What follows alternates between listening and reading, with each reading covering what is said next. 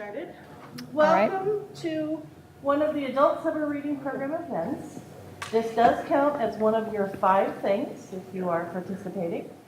What about if you're teaching it? Yes, actually, that'll work too. Just put in today's date and Healthy Snacking 101 for the title, and that way we know what it is. And that's how you can fill it in if you're doing it online as well. Our guest today is Cathy Gehris, and she is the registered and licensed dietitian. Is that what the L is for? I'll explain all that, yeah. At the East Side HyVee, which I found out is what the real name is of the First Avenue HyVee. I've always called it First Avenue. And she's here to explain and teach us about healthy snacking rather than the kind of snacking I do. Healthy and snacking don't go together. Oh, they can. Au contraire. Stuff she brought. It's awesome. And, okay, and I didn't use the microphone. Bon, do I need to do that over again? No, you're fine. Thank you. It's okay. Okay, so away we go. Well, thank you all for coming. I am indeed the dietitian over at the First Avenue, or when I first started at First Avenue and started making handouts and things, there was quite a bit of controversy about what I should call our store. So we came up with East Side, which nobody calls it that except for probably me. And but anyway, so yes, I'm at the First Avenue HyVee just down from City High. So most often I start out my visits and conversations with groups and often individuals as well. And I talk about 2 different things because over the years it's kind of, I've realized that maybe people aren't as aware of these things as maybe they could be. So the first thing that I usually ask people about is, what is your idea of what a dietitian is in the first place? It's not a trick question. I mean, I'm just always interested. Somebody who instructs people on making healthy food choices? That can be something, yes. Yes. My question was, what is a dietitian? And the response was somebody who teaches other people about healthy eating. Was that right? Okay. Someone who researches different food items to see the nutritional value of them compared to other food items. Okay. Another idea is that it's somebody who researches about food items and finds out about them and how they might fall in or rate according to other food products. Someone who helps people who have special dietary needs because of health reasons. Okay.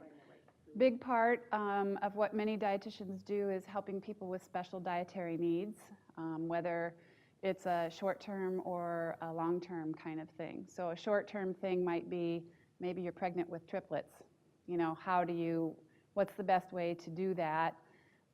Or it might be a long-term thing like a diabetes diagnosis or a celiac disease or high blood pressure that you need to control, try to control with diet and things like that. So great answers. Anybody else have any ideas? I'm so happy to hear, often when I meet with groups of kids, they're like, you tell people what they can and cannot eat. And that may be translated that way when you're sitting in the seat opposite me and you're receiving some counseling, that's kind of what we might think about. But I want to assure all of you, I am not the food police. I don't want to be the food police. I have customers practically jump in their carts sometimes, hiding the food that's in there so that the dietitian doesn't see them. That would be why I shop at 11 o'clock at night, so nobody sees what I have in mine either. No, I just kidding. I do shop that late, but that's not really why. But anyway, dietitians really are, we try not to be the bad guys. Sometimes we're in the situation where you've gotten, a diagnosis from a doctor that's scary. And it does require some changes or modifications of what you're currently doing. So a dietitian does do the things that you've already described. When I was going to school to be a dietitian, as far as I know, it was not even on the radar for dietitians to work in a grocery store. And now we can be very proud of our Iowa-based company. They are very, very much something that most all of the other grocery store chains are trying to emulate at this point. So having dietitians in the stores makes a lot of sense if you think about it. I mean, why weren't we in the stores, a long time ago? Because it's where the rubber meets the road, so to speak, as far as food choices and things like that. If you have been to the doctors and you've had some kind of diagnosis, it may sound like you understand it in the doctor's office, and then you walk in the grocery store, and it's food chaos in many ways, right? So, so dietitians in the grocery stores is something fairly new, but has been very well received, and there are a lot of people that take advantage of those services. So, in the HyVee, or in the Iowa City, Coralville area, each of the HyVees has a full-time dietitian that works there. We're all located by the pharmacy. So if you aren't aware of where that is, or that the dietitian is there, next time you're in, stop by. I know you know where I am. But anyway, though we're there to provide service. That's our job. Are we going to be busy doing other things? Probably. Our bosses don't like it if we sit there and do nothing. But please don't feel bad to interrupt. If it's something that we have to keep at for some reason, we will work with you and we'll figure out something that works for everybody. But most of the time, I mean, that's what we do. We're there working in the store to provide assistance to customers. We also, yeah. What kind of a question would you get if somebody just popped in, that they say, I've just been diagnosed with celiac, so tell me what I should eat? Is it something as broad as that, or what do people say to you to say, tell me what to do? Yeah. So the question is, what if somebody would just show up at my door? What might they ask? What might they be looking for? Will they say, I've just gotten this diagnosis, and what can you do to help me? And the answer would be yes to all of the above. Sometimes they don't know what they need either, and they will literally come in and say, somebody told me I should come and talk to you, so here I am. So then it's my job to try to figure out, what they are looking for. Sometimes they know exactly what they're looking for. They have just been diagnosed with celiac disease, and they're panicked because they don't know where to start. And so, I can help them in our store, and actually in all the stores here in Iowa City. We've got gluten-free sections, so we can at least get people started there. And then get them through the crisis initial part, and then give them some materials, and then if they choose to come back and do something more formal, then we can do that. A lot of times a doctor will say something to them, they get nothing to take home with them. And so sometimes it's as simple as giving out a handout to somebody. They have been started on warfarin, for instance, and so they need to watch the vitamin K containing foods that they are eating. What are those? So sometimes it's pretty easy. I just go to my files, I find a vitamin K list, and then I can hand that to them, and they're happy, or they would like some more information. And sometimes it ends up being very detailed. And and that's okay too. So and sometimes it's like, the holidays are especially interesting because a lot of times those old family recipes have ingredients in them that people aren't familiar with, like ghee. If you're doing something and you're looking for clarified butter, or it can have different names. Where's the lard? If you want to do something and actually use lard. spices that people aren't familiar with. They don't see it with the rosemary and basil and the usual ones. It might be with the Thai foods. It might be with the Latin types of foods. And so hopefully I know where those are. And most of the time, I've been stumped momentarily a couple of different times, but have usually been able to find the product that the person's looking for. So yeah, I mean, sometimes it's a really simple answer, sometimes not so much. So good question, thanks. Anyway, so what a dietitian does. Almost every college and professional team now has a dietitian on staff to work with the athletes because they have realized that a healthy athlete is going to, perform the best and be consistent and be able to be on the court or field or whatever the case may be. And if that player does happen to get injured, that nutrition is going to help speed that healing process, along with all the other interventions that they can take. So, and a lot of the high schools are getting more and more interested in it and realizing that dietitians can do that sort of thing. So anyway, dietitians can work with the clinical side, we can work in management, we can do the research. There's dietitians in all kinds of different areas. Dietitians in, even business, running food service businesses and things like that. So lots and lots of different opportunities. I get a lot of kids from high school that are in the work learning program. I forget what exactly the name for that is, but a lot of them are interested in coming to HyVee and seeing what it is that a dietitian does, because they like the sciences, they're interested in health and nutrition, and maybe they're thinking that maybe that, and I think it's partly because the HyVee dietitians are so visible, because I had no clue. Yeah. They're very proud of us, and rightly so. I know, and it kind of all got started because the CEO at the time had a family member who was very, very ill, and a dietitian was instrumental in that person's recovery. So that sold him, and dietitian services at HyVee were born. So you just never know where things come from. But anyway, so as far as a dietitian, sometimes we're called nutritionists. Most often, probably, people will say, are you the nutritionist? Which I am. They can be correct that way, but not every nutritionist is a dietitian. So the distinction there, like a student learning to be a dietitian could be a nutritionist, but they're not a dietitian, even though they're studying the information and the materials. So a dietitian has a bachelor's degree, has completed a specific course of study, continues on with that with either a PhD or a master's program, or you can also pursue an internship that is usually 10 or 11 months long, and they're highly, highly competitive.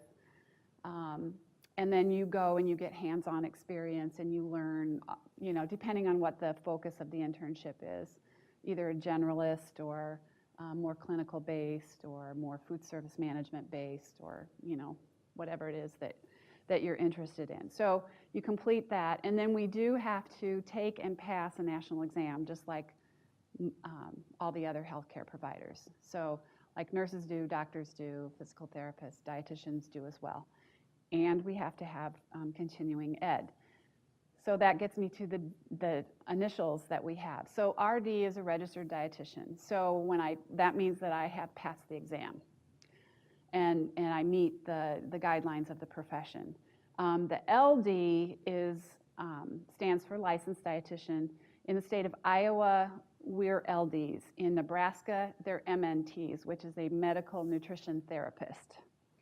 So it does vary a little bit from state to state, but in Iowa it is RD, LD, and what that LD means is that I have kept up my continuing ed, and so that I am hopefully on top of the nutrition topics that are pertinent to this time, and have kept up with the changes that have happened from the things we learned a long time ago, because trust me, It's changed a lot. So sorry that got a little bit more involved than usual on the dietitian thing, but I just kind of wanted you to understand what the difference between that is, because I think it can be very helpful in a given situation. So that's it with the dietitian thing. My next question is, why do we eat? Very basic question, right? Well, nobody else is jumping in front of you, so. Your body requires energy to move and keep your organs alive. Okay, so one idea here is that your body needs energy to move and keep your organs alive. Sounds like a pretty important reason to me. Anybody else have any ideas? Social activity, yep. You're hungry, yeah. There's a gnawing or a noise making or something going on, so we eat because we're hungry. It might, eating might fill a need. Yep. Kath? Okay. So being bored or having an idea in your head that you're craving something is a reason why a lot of us eat. Anybody else have any ideas? Stress is another idea for why people eat, or why do we eat? A lot of celebrations revolve around Yep. food as part of life. Yeah, I mean, Thanksgiving would not be so great, would it, if we didn't have all of those foods and pies and gravy and turkey and all that stuff. Homemade meal sometimes that we don't often take the time to do. So yeah, it's very much a part of our social beings and all of that. The very basic reason for eating is to nourish your body, to do the work we ask it to do. Okay? So along the lines of the suggestion that we got right from the get-go, but the whole purpose of eating is to nourish your body. Now, I'm not saying that stress eating or for fun eating or social eating doesn't have its place. However, what I am saying is we need to kind of change our focus a little bit and make sure that we're hitting that healthy part first, or considering it in the social situations or some of those kinds of things, and make sure that we're getting that done, because it's highly important to nourish our bodies. And then we can have the social and all of that kind of stuff, or some of the other things that we end up doing with food. Does that make sense? Okay. So one of the important things then, now we're supposed to be talking about snacking today, is that snacking isn't necessarily just a mindless, or it doesn't have to be. Healthy snacking has a lot of benefits. There's a lot of good things. Kids need snacks because their little tummies just can't hold as much as they may need in order to fuel all the growing that they're going on, that they have going on and things like that. Athletes too, they're really, really working those bodies. And I worked with a gentleman that he was 6'10", and we had to get in 8,700 calories a day. That man was eating all day long, potentially, and he was a vegetarian. So it was really challenging, from that standpoint. And why he came to me is that he was trying really hard and he just wasn't keeping it up. So we did find some ways and tried to. Obviously, he can't eat all day long because he needs to do his practices and his games and and all that kind of stuff. So we figured out a way to work with that. And he did come back and give me some feedback, and things were good and it was working. But I really haven't seen anything much of him since then. But that was a challenge, let me tell you, trying to get that many calories in. And I gave him like a 3-week menu. So to find different things, get that many calories in, make it reasonable for him to eat, appealing, all of those different, excuse me, all of those different things. So sometimes eating all you can isn't such a great thing either. So anyway, so yes, we eat to nourish our bodies. Snacking can play a very, very big part of that. So anyway, I started to, usually when people play my game and answer my questions, I reward them with little healthy treats. Or like if it's kids, if I've got jump ropes or things like that, I do use those too. These will be here. You are all welcome to, since you all participated, you're welcome to come and partake of any of those that you would like to be. So snacking, I already kind of said a little bit. It might help us to get a number of calories or something in if we require a large number of calories. But snacking can be a really good way to maybe pick up nutrients that we didn't get somewhere else, all kind of keeping in mind the nourishing part. So again, it doesn't mean that you have to eat carrots and a hunk of meat for a snack. There's lots of different fun things, especially now we've got all kinds of products that you can buy, thanks to the manufacturers who've come up with all these wonderful things.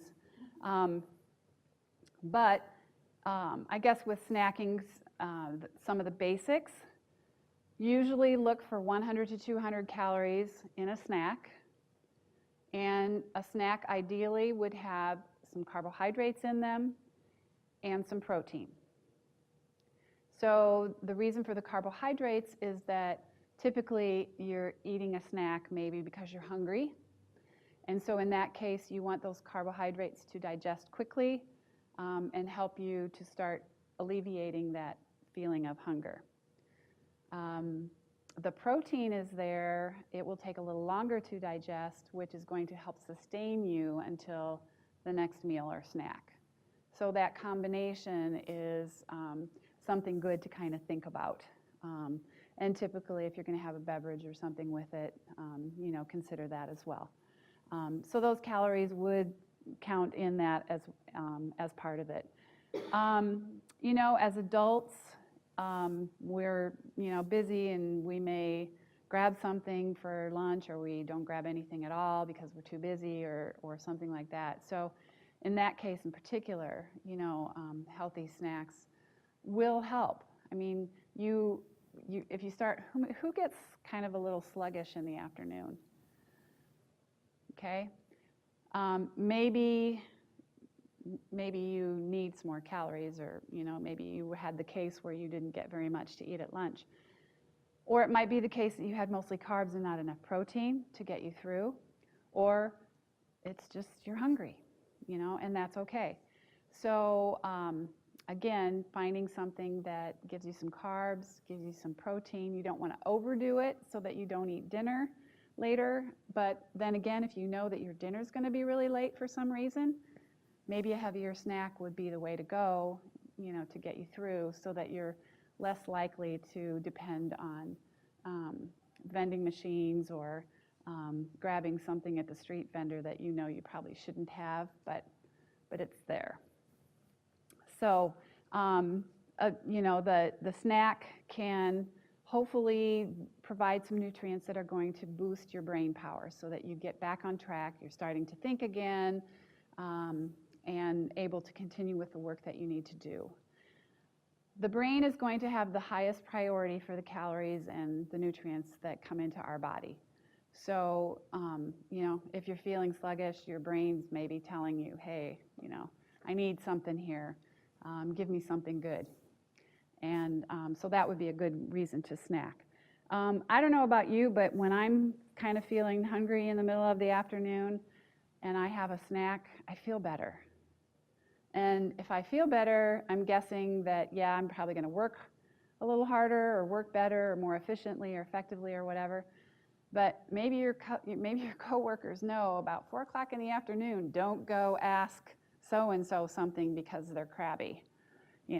Either wait, do it earlier or do it later or something like that.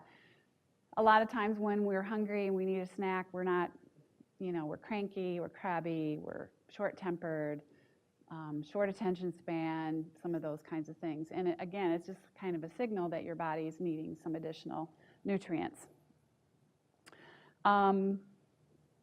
Snacking can be a way, like I did say previously, to get nutrients into your body that you missed.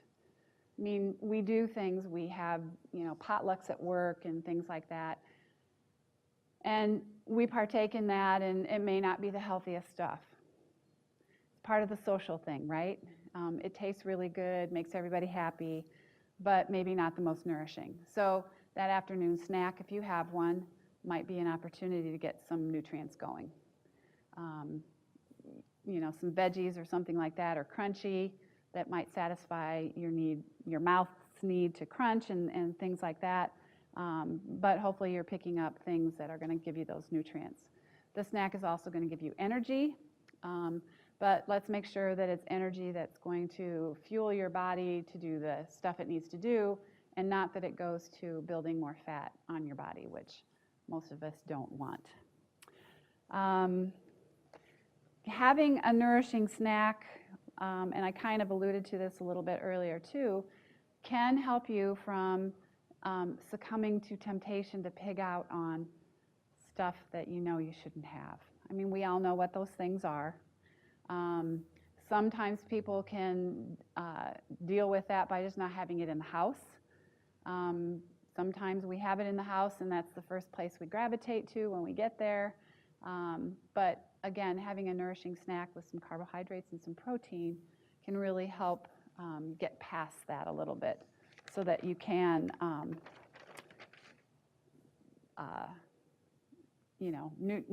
give nutrients to your body, get yourself back on track as far as your mental status, get a better mood, whatever it is that needs to happen so that you can keep plugging away for the day. Does anybody have any questions that have come up so far? No? Okay. So I have, okay. When you were talking about the snack and carbs and protein, what kind of carbs do you suggest? Because I know you can get carbs from vegetables, whole grain things, also processed Okay. stuff. So when you say carbs, So the question is, if we're having a snack that has carbs and protein, what would be the ideal carb kind of situation? Where it would originate from? Fruits and vegetables would provide carbohydrates. They would also provide nutrients. So I look at that as being a good source of carbohydrates. Maybe veggies aren't your thing. But then again, maybe they are. Most of us don't eat veggies at breakfast. And if you do eat them at lunch and you do eat them at dinner, but according to My Plate, are you guys all familiar with My Plate? I meant to bring one, actually. Does everybody know what I'm talking about when I say My Plate? So the idea with My Plate is that half of your plate is filled with fruits and vegetables, mostly vegetables and then some fruit. Half the plate. I would dare say that does not typically happen for most people, but we really need to gravitate towards that.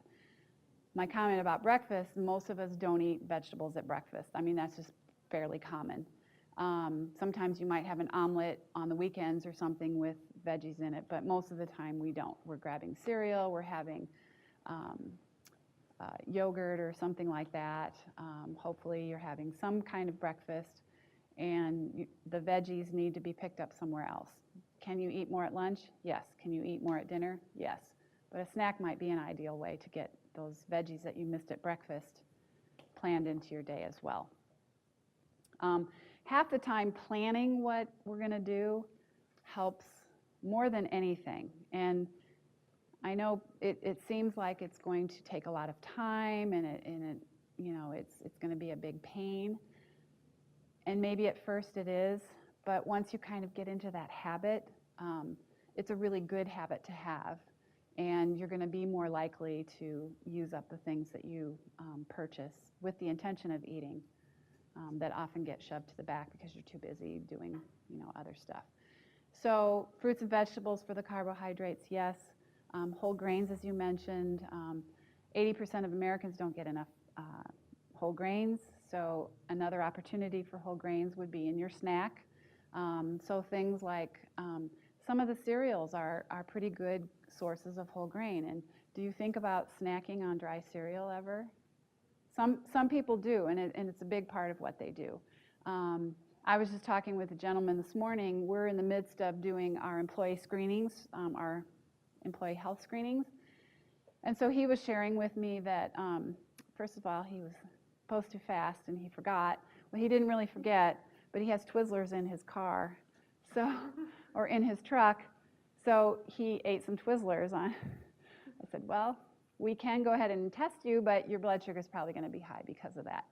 So he opted to wait for another time. But then he was proud to tell me, he says, I also have bite-sized shredded wheat in there. And I said, well, either way, if you'd eaten them, it still would have affected your fasting status, but good for you for having, the shredded wheat in there. So, plain shredded wheat may be too hardcore for you, but could you mix it with some dried fruit or something else that might give it a little bit of the sweetness if that's what you're craving? But it's crunchy, which a lot of times is what people are looking for, is, their mouth, something to crunch. I think it takes a little longer to eat shredded wheat, the little mini bites or whatever, than it would be if you grabbed like the bags of mini Oreos or something like that. I don't know about you, but I can eat those pretty fast. But shredded wheat, not so much. And because they're whole grain and they've got some bulk and stuff to them, they're going to help me to feel fuller faster. So maybe ideally I'm eating less, actually. So the whole grains, the fruits, those kinds of things would be really good. If you need a few M&Ms tossed in, for fun or whatever, it's not going to hurt anything. Dried fruit is a good way to sweeten as well. Does that answer your question? Okay. The protein, sometimes people are kind of stuck on that one, and it doesn't have to be a piece of meat, but it can be, like a slice of deli turkey or deli ham or something like that. You can kind of roll it up and eat it as like a little stick, meat roll up, whatever. So you can do protein that's like that. I am a big fan of nuts. Nuts have a lot of really good nutrients in them. A lot of times people shy away from nuts because they're like, oh, it's too many calories. That's not, I don't want to eat that many calories. Yes, they do have fat in them. It is the healthy kind of fat that, again, most Americans don't get enough of. So if you like nuts, it's got other nutrients, plus it's got the healthy fats that you need. So that's a good thing. Yes, you do need to have some kind of moderation with that, but the recommendation is usually nuts that fit in the little cup of your hand is about a serving. So it might turn out being more nuts than you think.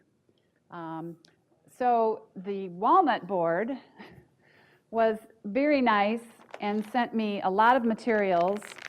Walnuts are particularly high in omega-3s, which are beneficial for mental health and brain function and nerve function and all of that kind of stuff.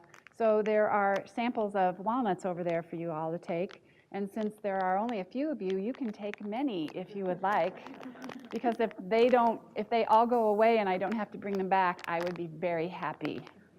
But, just a little packet. Now, granted, you can't go to the store and buy these. You might buy them in bulk and put them in little, portion packs or whatever.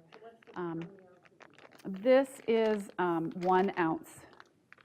So, and that's ideally for most nuts when you do the little cupped hand. And I think it looks like it's like 8 walnuts or something, but you might get way more peanuts in there because they're smaller. So the different nuts, it's not necessarily just a number of nuts, but I do know that like 1 ounce of almonds is typically 29 nuts, 29 almonds.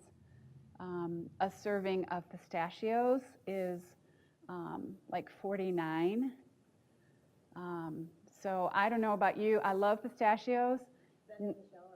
Well, in the shell. The meat of 49 nuts. I buy them in the shell, and I don't know about you, but my fingers usually hurt before I get all 49 eaten. So that's kind of a control too. So, so you can do different things. So nuts are good, whether it's nuts whole or nut butters, things like that are good sources of protein, and I would encourage you, to think about nuts. There is some thought that the fat that we actually are absorbing is not as high as the calories might indicate. They're doing a lot of studies on the actual fat digestion in nuts for people with diabetes because they're really watching their carbs. They want low carbs, and more and more of the research is indicating and showing people that that nuts are a good choice for people with diabetes because they're very low in carbs, but they do have some protein, and they've got lots of nutrients and healthy fats. And so it tends to be a very good snack for people with diabetes and for anybody who's not as well. So there's some information on walnuts, just the nutrient benefits and things like that.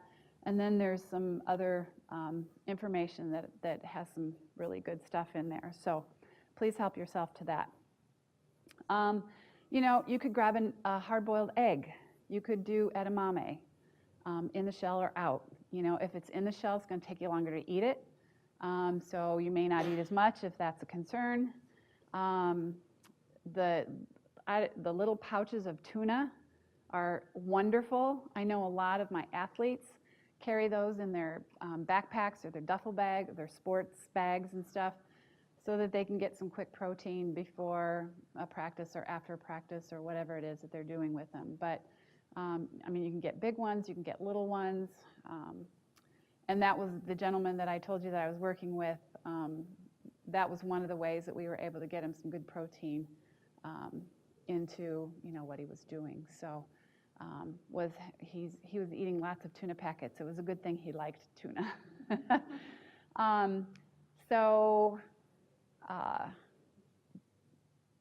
Soy nuts, are another thing. You can do things like beef jerky and stuff like that if you like it. Some of those jerkies are basically pretty much protein. Some of them have got a lot of flavors and things like that in it, but those are all good snacks for protein. So one other thing, hummus is a great protein. So one of the things that I brought here, all of these are things that you could incorporate as snacks if you wanted to. So there's the walnuts, and you might want to have, since I said they're very low in carbs, you would want to pair them with something that was a source of carbohydrate. It could be a piece of fruit. It could be some crackers. It could be some cereal. Pretty much whatever it is that you like. So that's that snack there. I also have an example of getting some more veggies in is some cucumber slices and hummus. So you'll have the opportunity to taste those together if you have not had that together before. Peanut butter on cucumbers is really good too, which by the looks on your faces is something that nobody's thought of before. Carrots and peanut butter. A lot of times we're doing carrots and dip, and that dip, if you're using ranch, can have a lot of calories in there, and you are kind of sabotaging yourself a little bit. I don't know about you, but the non-fat ranch tastes terrible, and I would just rather not eat it. So, find things that you like that taste good. So carrots and peanut butter, or carrots and hummus. They go really nicely together too. So that's that. The other thing that I have here is, we call them, they're little energy bites. And we do sell these at the store. So there's one there that you guys can all try.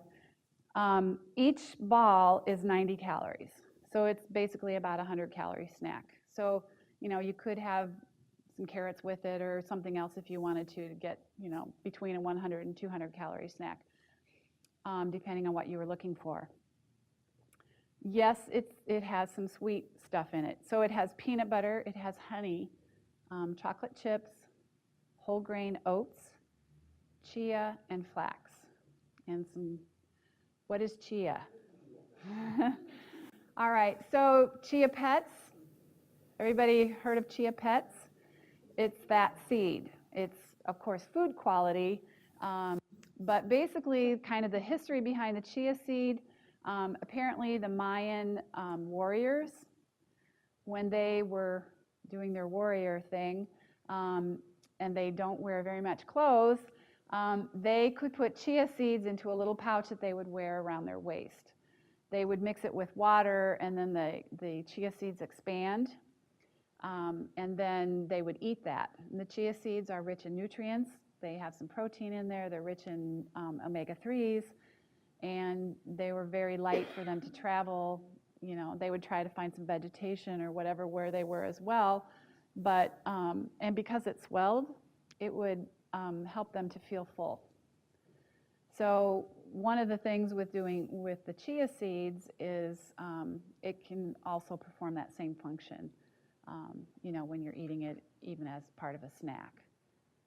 In which department are these little balls located? Well, each store is a little bit different, but they're like in our health market areas. So if you have a question of where it might be in your particular store, catch me afterwards, and I think I probably know where they are, so I can tell you specifically, even in the other stores. And then the chia and the flax meal both will be found in the health market area, if you're interested in that. So that's another thing.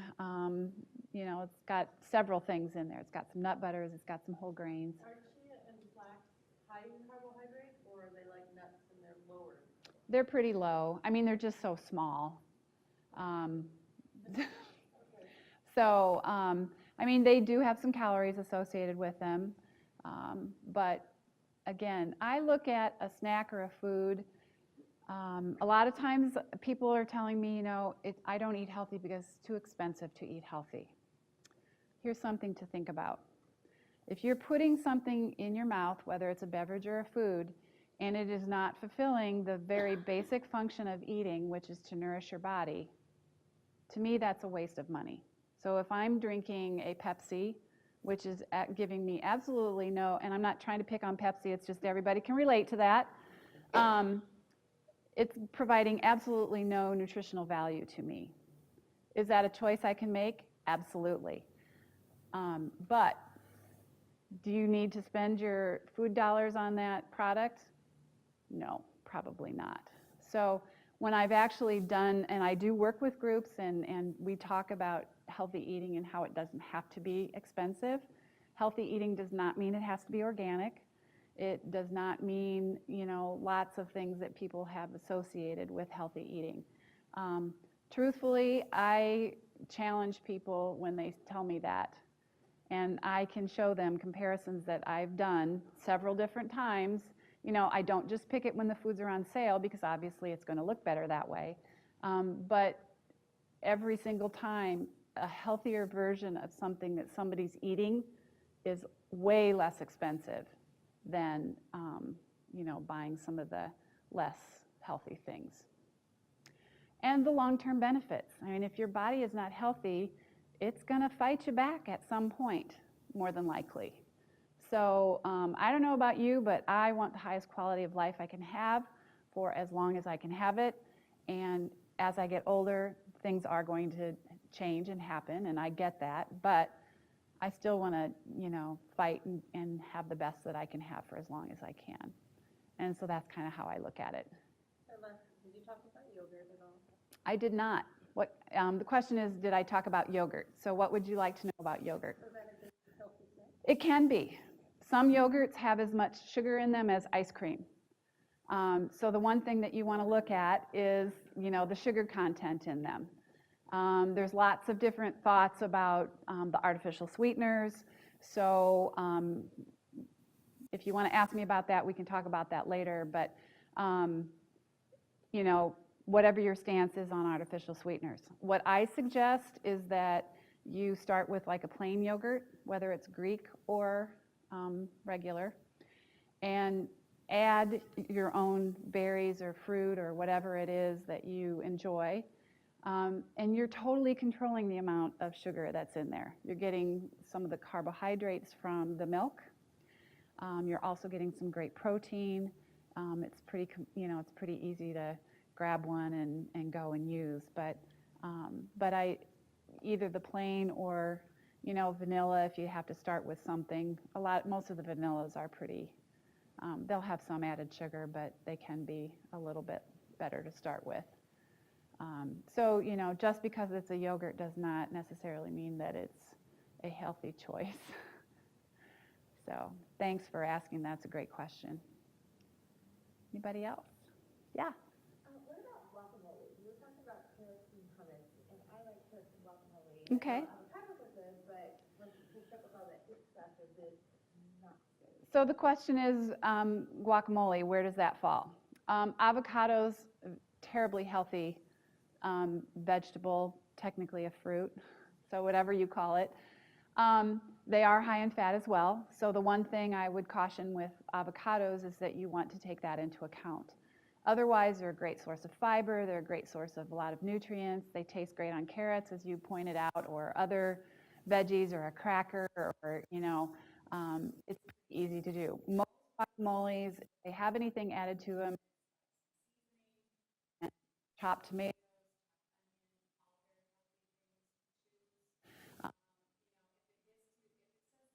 guacamole dip, it might have other stuff in it.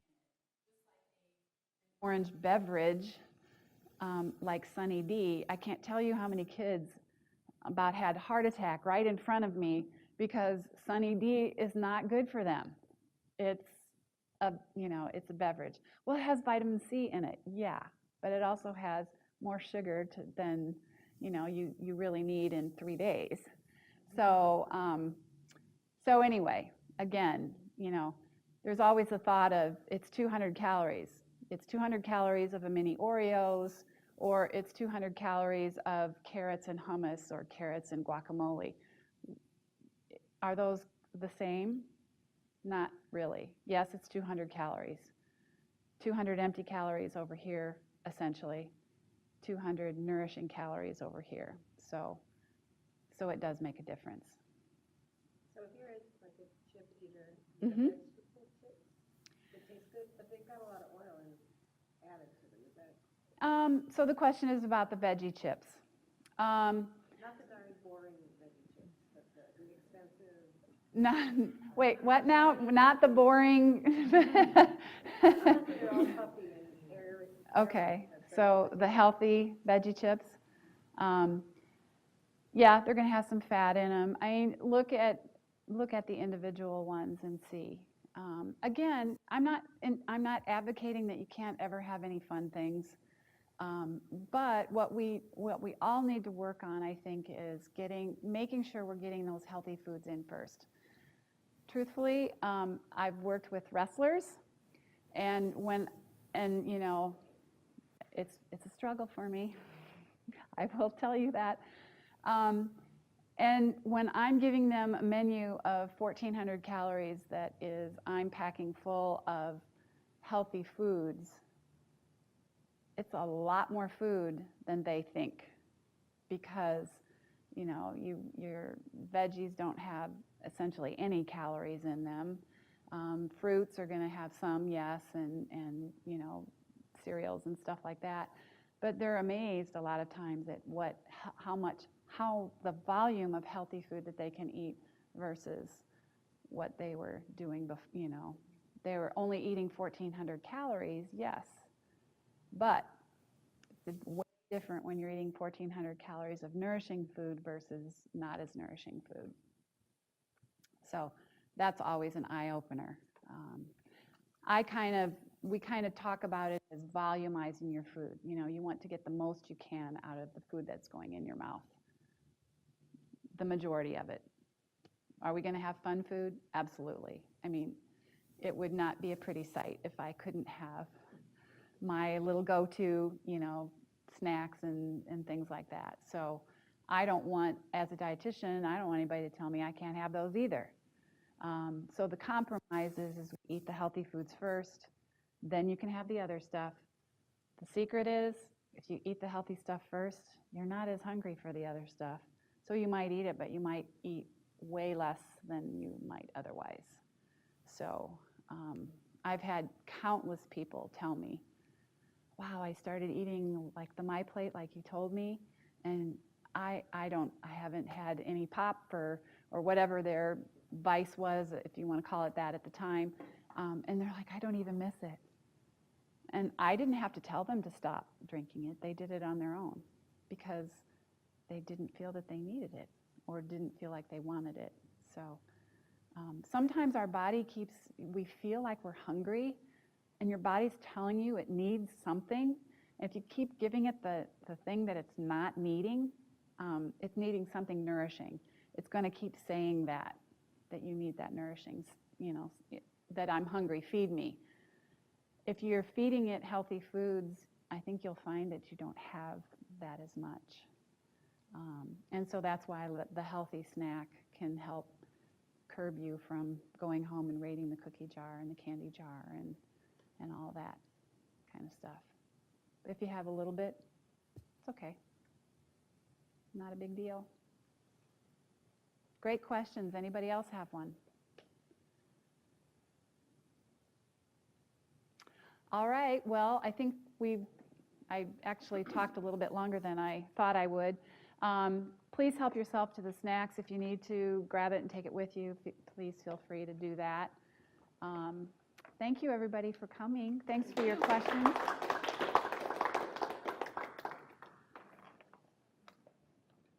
Don't forget the popcorn, or here, I'll put it over here.